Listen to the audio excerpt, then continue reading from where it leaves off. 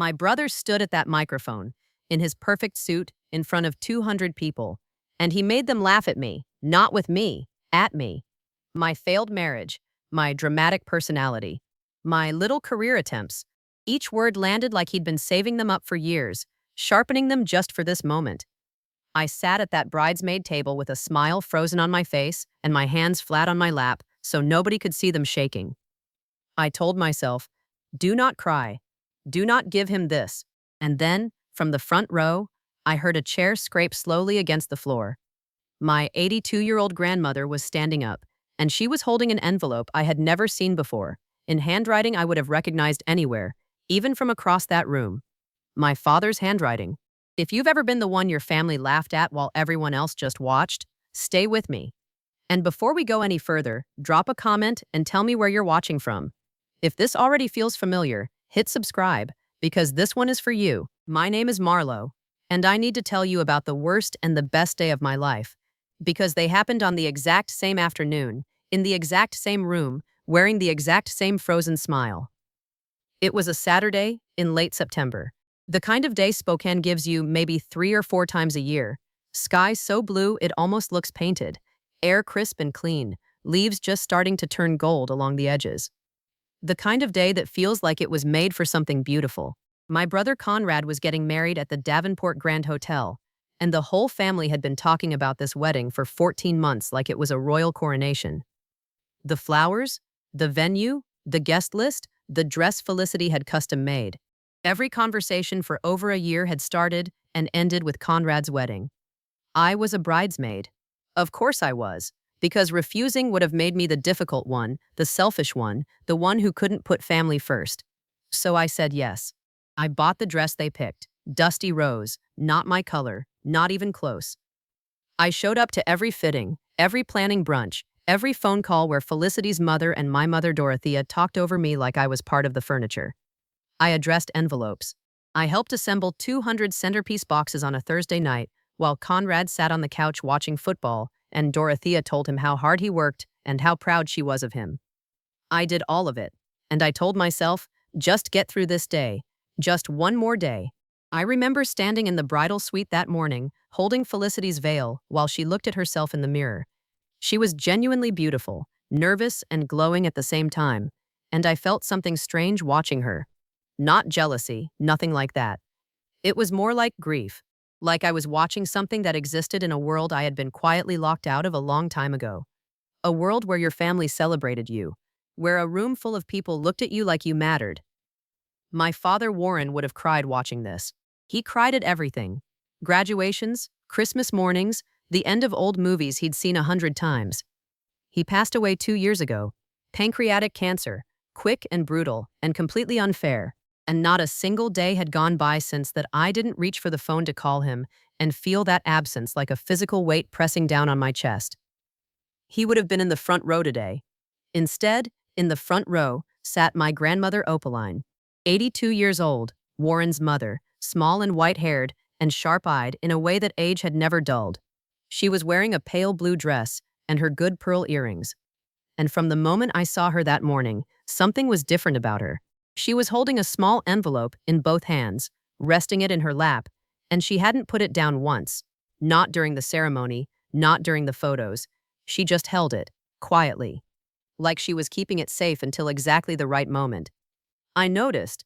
I didn't know why it mattered yet, but I noticed. Let me tell you about Conrad, because you need to understand who he is before you can understand what he did at that microphone. Conrad is 3 years older than me, 40 years old. Broad-shouldered, easy smile, the kind of man who walks into a room and immediately becomes the center of it without appearing to try. He was always like that, even as a kid. Our mother Dorothea used to say he had a gift for people, that he just naturally drew them in. What she never said, what she never once acknowledged, was that Conrad's charm had a shadow side. That behind closed doors, when the audience was small and the stakes were low, he was sharp, cutting. The kind of person who knew exactly where your soft spots were and filed that information away for later. Growing up in our house in Spokane, the dynamic was never subtle. Conrad was the sun. I was whatever planet spins furthest from the light. He got the praise, the patience, the benefit of every doubt. I got the sighs, the comparisons, the quiet but constant message that I was somehow too much and never quite enough at the same time. Too sensitive, too serious, too dramatic. Dorothea had 100 small ways of delivering that message without ever saying it directly. A look across the dinner table, a comment wrapped in a laugh, a way of turning every conversation about me back into a conversation about Conrad. I used to think I was imagining it. Kids do that. They trust their parents' version of reality over their own instincts because what's the alternative? Accepting that the people who are supposed to love you most have quietly decided you matter less. My father, Warren, was different. He was quiet where Dorothea was loud, steady where Conrad was electric. He coached my soccer team when I was 9, even though he knew nothing about soccer. He sat through every school play I was ever in, even the terrible ones. And afterwards, he always found one specific thing to praise, not general, not vague, but specific. The way you paused before that last line, Marlo, that was real. He saw me. In a house where I was largely invisible, my father saw me. Which is why when he got sick, and then when he was gone, I lost the only person who had ever made that house feel like it also belonged to me. And then, 6 weeks after we buried him, Dorothea gave Conrad Dad's watch. The vintage Omega that Warren had worn every single day of my childhood, the one he said he was going to pass down someday. She handed it to Conrad at Sunday dinner like it was nothing, like it was obvious. I sat across the table and watched Conrad slide it onto his wrist and hold it up to the light. And Dorothea smiled at him the way she always smiled at him, like he was the answer to something. She didn't look at me once. I didn't say anything that night. I drove home alone and sat in my apartment parking lot for 20 minutes before I could make myself go inside. That was the night I understood that my father's death hadn't just taken him from me. It had removed the last thing standing between me and how little I had always meant to the rest of them. The ceremony itself was beautiful. I'll give Conrad that much. Felicity walked down the aisle to a string quartet playing something soft and aching, and the light through the Davenport's tall windows caught the edges of everything in gold. People cried. Dorothea pressed a handkerchief to her face in the front row, careful not to smudge her makeup. Conrad watched Felicity walk toward him, and for just a moment, just one, he looked like a real person, unguarded, genuinely moved. I stood in my line with the other bridesmaids and held my bouquet and smiled and told myself to just be present. Just be here. Don't think about the watch. Don't think about the centerpiece boxes. Don't think about 14 months of being treated like a paid assistant at someone else's celebration. Just breathe and get through it. Aunt Sylvette caught my eye from the third row and gave me the smallest nod. She was my father's younger sister, 60s, silver locks, the kind of woman who noticed everything and said exactly the right amount about it. She had called me the week before the wedding, just to check in, which nobody else had done. "You doing okay, baby?" she'd asked, and the gentleness of it had almost undone me completely. I'd told her I was fine. She'd said in a way that meant she knew I wasn't, but she wasn't going to push. That was Sylvette. She loved you without making it complicated. She was watching me now from her seat, and there was something careful in her expression, like she was keeping an eye on something she expected to go wrong. During the cocktail hour, I drifted. I smiled at people I barely knew. I accepted a glass of champagne and held it without drinking it. A cousin named Brent, who I hadn't seen in 4 years, clapped me on the shoulder and said, "You look great, Marlo. You doing good?" And I said yes, because what else do you say at a wedding? His eyes moved past me before I'd finished the sentence. That was fine. That was all fine. What wasn't fine was the way I kept coming back to Grandma Opaline. She was seated at a round table near the front of the reception hall, close to the head table where Conrad and Felicity would sit. Someone had brought her a plate of appetizers she wasn't touching. She had a glass of water. And she still had that envelope. She had transferred it from her lap during the ceremony to her small clutch purse, and now it was in her hands again, both hands resting on the table in front of her, like she was steadying herself around it. I walked over and crouched beside her chair. "Grandma, you feeling okay?" She looked at me and her eyes were so clear it startled me. Not the slightly distant look she sometimes had these days. Completely, sharply present. "I'm fine, sweetheart," she said. Her voice was quiet and even. "I've just been waiting a long time for today." I thought she meant the wedding. I smiled, squeezed her hand, and went back to my table. I had no idea what she actually meant. Not yet. Dinner was served at round tables draped in ivory linen, candles everywhere, the kind of soft, warm lighting that makes everything look more beautiful than it actually is. I sat between one of Felicity's cousins, whose name I immediately forgot, and an empty chair where someone hadn't shown up. I ate what was put in front of me and nodded at the right moments in conversations I wasn't really part of and watched the head table from across the room. Conrad was in his element, laughing, leaning back in his chair with that easy confidence he'd always worn like a second skin. Felicity looked happy, genuinely happy, and I felt that strange grief again, the one I couldn't quite name. Dorothea was 2 tables away from me, holding court with a group of her friends, gesturing with her wine glass, head thrown back in laughter. She hadn't spoken to me since that morning when she'd looked at my hair and said, "Oh, you decided to leave it natural," in that particular tone of hers that made everything sound like a mild disappointment. The speeches started after the main course. Felicity's maid of honor went first. Sweet, funny, cried twice. Got a big warm laugh when she talked about the time Felicity locked her keys in the car outside their first apartment. Then Felicity's father, short, sincere, made half the room tear up. Then a college friend of Conrad's who told a harmless story about a road trip and toasted to the happy couple. And then Conrad stood up. The room settled immediately. That was his gift, the way a room responded to him without even meaning to.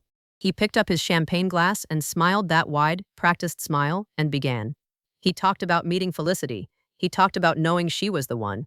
He said beautiful things about her patience and her warmth and the way she made him want to be better. People were smiling. Dorothea was already dabbing her eyes. And then he turned. Just slightly. Just enough. "I also want to take a moment," he said, his voice shifting into something lighter, "to acknowledge my sister Marlo, who is here tonight, somehow still surviving her very dramatic life." A ripple of uncertain laughter moved through the room. My stomach dropped. "For those who don't know Marlo," he continued, smiling like this was all enormously affectionate, "she has spent the last decade keeping our family very well entertained. 2 career pivots, 1 very short marriage, and a truly impressive ability to make every family gathering somehow about her feelings." More laughter, louder this time. Nervous but real. I did not move. I did not blink.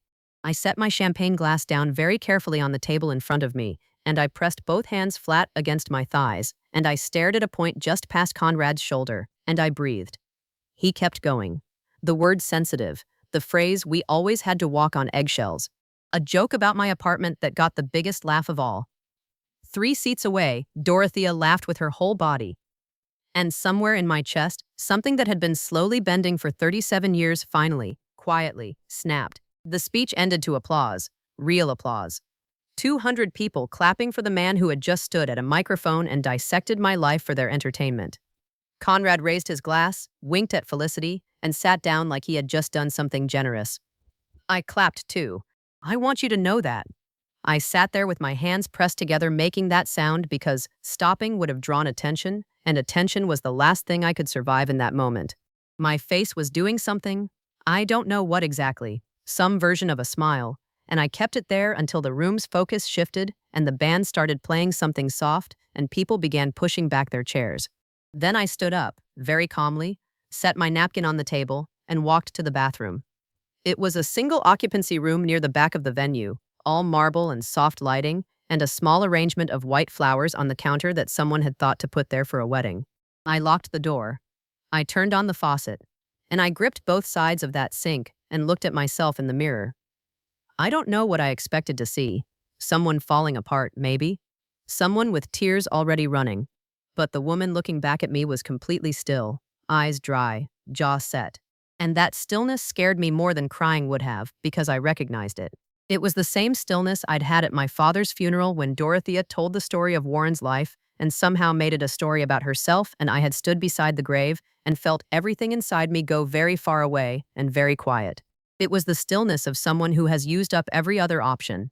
I ran cold water over my wrists the way my college roommate once taught me. She said it slows your heart rate, brings you back into your body. I stood there until my breathing evened out, until the burning behind my eyes cooled down, until I felt less like I was about to shatter and more like something harder and flatter and much more final.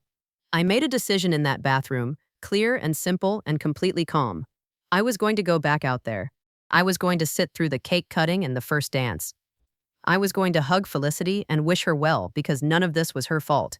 And then I was going to walk out of the Davenport Grand Hotel, and I was never, not for a holiday, not for a crisis, not for another wedding or funeral or Sunday dinner, going to put myself in a room with Conrad and Dorothea again. I was done. Not angry done. Not dramatic done. Just done the way you're done when something has finally cost more than you have left to give. I dried my hands, fixed the one piece of hair that had come loose, looked at myself one more time. Then someone knocked on the bathroom door and Aunt Sylvette's voice came through, low and urgent. "Marlo, honey, you need to come back out here right now. Your grandmother is about to stand up." I unlocked that door so fast I nearly pulled the handle off. Sylvette was standing in the narrow hallway, her silver locks loose around her shoulders, and her expression was something I had never quite seen on her face before. Not panic, not excitement. Something steadier than both of those. Something that looked almost like relief. "What's happening?" I said. She asked for the microphone, Sylvette said. Conrad's best man tried to take it back, but she just held her hand out and waited, and nobody could bring themselves to say no to an 82-year-old woman in pearl earrings. The corner of her mouth moved. "Come on." We walked back into the reception hall, and I felt the shift in the room before I even fully registered what I was seeing. 200 people had gone quiet in that particular way that only happens when something unexpected has interrupted the script everyone agreed to follow. Not the quiet of a slow moment, the quiet of collective held breath. Grandma Opaline was standing. She was so small. I always forgot how small she was, until I saw her in a crowd. This tiny white-haired woman in pale blue, one hand resting on the table beside her for balance, the other holding the microphone that someone had placed in her hand. The envelope was on the table in front of her, no longer hidden in her purse or clutched in her lap. Just sitting there, in plain sight. Conrad was smiling. Of course he was. He leaned back in his chair at the head table with his arm around Felicity's chair and that easy, indulgent expression he always wore when older relatives did something he found charming. Like he was already composing the way he'd describe this moment later. Sweet old grandma wanted to make a toast. Precious. Felicity was not smiling. She was watching Opaline with careful, uncertain eyes, and I noticed her hands were folded very tightly in her lap. Grandma Opaline lifted the microphone. She didn't clear her throat or laugh nervously or apologize for taking up space the way older women are so often expected to. She just began. "I want to thank Conrad and Felicity for a beautiful evening," she said. Her voice was steady and clear and carried across that silent room without effort. "And I want to say that I have been sitting here tonight holding something that I have been holding for 2 years. I think most of you know that my son Warren passed away in the fall of 2 years ago." The room softened. People nodded. A few bowed their heads slightly. "Before he passed," Opaline continued, "Warren gave me something to keep safe. He asked me to wait for the right moment to give it to his daughter Marlo." She paused. "I believe that moment is now." She picked up the envelope. Conrad's smile didn't disappear all at once. It flickered. Just slightly. Like a candle in a draft. "This is a letter," Opaline said, holding it up so the room could see. "Written in Warren's own hand. And I am going to read it out loud. Because Warren wanted Marlo to hear it. And I think," her eyes moved slowly across the room, "it is important that everyone else hears it too." The room was so quiet I could hear the candles flickering. I had stopped walking somewhere near the back of the reception hall. I don't remember making the decision to stop. My body just did it. Sylvette was beside me, her hand finding my arm and holding it, and I stood there in my dusty rose bridesmaid dress, with my heart doing something I had no word for, while my 82-year-old grandmother carefully opened an envelope that my dead father had sealed with his own hands. Opaline unfolded the letter slowly. 2 pages, handwritten. Even from across that room I could see the familiar slant of Warren's writing, slightly left-leaning, the letters close together, the way he always wrote like he was conserving space even when he had plenty of it. She began to read. "My darling Marlo." That was all it took. Just those 3 words and my father's voice coming out of my grandmother's mouth, and something in the center of my chest cracked open like it had been waiting 2 years for exactly this.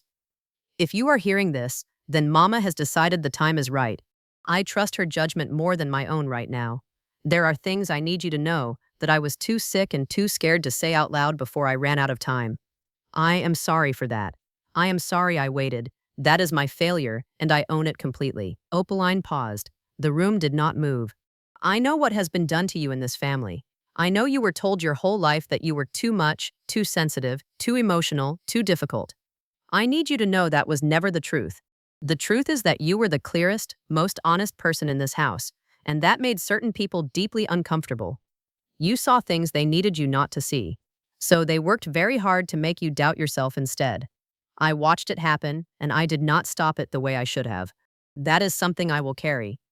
I heard someone behind me make a small sound. I couldn't look away from Opaline. There are two things I need to tell you that are not just about feelings, they are facts. The first, the property in Hartfield, Vermont, that belonged to my parents and their parents before them. I have left it to you, not to the estate, not to be divided, to you, specifically, through your grandmother as executor. The paperwork is already done, and it is legal, and it cannot be touched. That land is yours, Marlowe. It has always felt like yours to me. A sound from the head table. Sharp. Involuntary. Conrad. His face had changed completely. Every trace of that easy confidence was gone. He was leaning forward now, both elbows on the table, jaw tight, eyes fixed on Opaline, with an expression I had never seen on him before. Something close to fear. Opaline did not look at him. She turned the page. The second thing is harder to write. 3 years ago, your brother Conrad used your name and your signature, forged, on a personal loan of $40,000. I found the documents. I have copies. I was going to confront him. Then I got my diagnosis, and time moved differently after that. I am leaving the copies with Mama. What you do with them is entirely your choice. I only want you to know the truth. You deserve the truth. You have always deserved the truth. The silence that followed was the loudest thing I have ever heard in my life. For a moment, nobody in that room breathed. And then everything happened at once. Dorothea stood up. Her chair scraped back so hard it nearly toppled, and she was already moving, one hand extended toward Opaline, her voice coming out high and tight and nothing like her usual polished tone. Mother, that is enough. That is completely enough. You do not understand what you're reading. Those documents are taken completely out of context, and this is not the place. Sylvette stepped forward, not aggressively, just stepped forward and stood in Dorothea's path with her arms loosely at her sides and said, very quietly, "Sit down, Dorothea." Dorothea stopped. Something about Sylvette's stillness in that moment was more powerful than any raised voice could have been. The two women looked at each other for 3 full seconds, and then Dorothea, slowly, sat back down. Her hands were shaking on the table in front of her. Her face had gone a color I had never seen it go before. Conrad had not moved. He was still leaning forward, elbows on the table, but now his hands were clasped in front of his mouth, and he was staring at the tablecloth. Felicity was no longer sitting close to him. Sometime in the last few minutes she had shifted in her chair, just slightly, just an inch or two, but enough that the distance between them was visible. Opaline folded the letter carefully. She placed it back in the envelope, and then she looked up and found me across that room full of 200 silent people, and she held the envelope out toward me. This small woman, in pale blue, arm extended, completely steady, and she waited. I walked to her. I don't remember deciding to. I don't remember the distance between the back of that room and her table. I just remember that my heels were silent on the floor and the candles were still burning and nobody said a single word as I crossed that room. I remember faces turning to follow me. I remember the way Conrad's eyes finally came up from the tablecloth when he heard my footsteps getting closer, and the look on his face when he realized I was not looking at him at all. I took the envelope from Grandma Opaline's hand. It was warm. She had been holding it for so long it had taken on the warmth of her hands, this paper that my father had touched, that carried his words, that had been waiting 2 years to reach me. I held it against my chest for just a moment. Then I leaned down and pressed my lips to her cheek, and she put her small hand against the side of my face and held it there briefly, and I felt my father in that gesture so completely that I had to close my eyes. "He loved you so much," she whispered, "just for me." I straightened up. I looked at Conrad once, just once, not with anger, not with triumph, just looked at him the way you look at something you are finally completely finished with. He opened his mouth. Nothing came out. I turned. I walked across that reception hall, through those tall gilded doors, and out into the cool September night. I didn't look back once. The night air hit me like cold water, and I stood on the steps of the Davenport Grand, and I breathed. Just breathed. The street below was quiet. A few cars moving slowly, the city doing its ordinary Saturday night things completely indifferent to what had just happened inside that building. I stood there with my father's letter pressed against my chest and the envelope warm in my hands, and I thought, this is what it feels like. This is what it feels like when something that has been wrong for a very long time finally gets corrected. Not loudly, not perfectly, but irrevocably. Sylvette came out 15 minutes later and drove me home without asking me a single question. She just put on low music and kept both hands on the wheel and let the silence be comfortable. At my apartment building, she pulled up to the curb and put the car in park and said, "Your daddy was a good man, Marlo. He just needed a little more time than he had." I nodded. She squeezed my hand once and let me go. The calls started 2 days later. Conrad first. Angry, the way people are angry when they've been caught. Not remorseful, not honest, just furious that the machinery of their carefully constructed life has suddenly jammed. He left 3 voicemails. The first was indignant. The second was a version of explaining. The third, which came at 11:45 on a Tuesday night, was something closer to begging, though he would never have called it that. I listened to all 3 once, and then deleted them and blocked his number. Dorothea called the following week. Her approach was different, measured, careful, the voice she used when she needed something. She said the letter had been taken out of context. She said Warren had been on medication that affected his thinking toward the end. She said the family needed to come together and not let outsiders, she actually used that word, outsiders, use this as an opportunity to create division. I listened to approximately 40 seconds of this, and then I hung up and called my lawyer. The Vermont property matter was exactly as Warren had documented. Clean, legal, already transferred. Mine.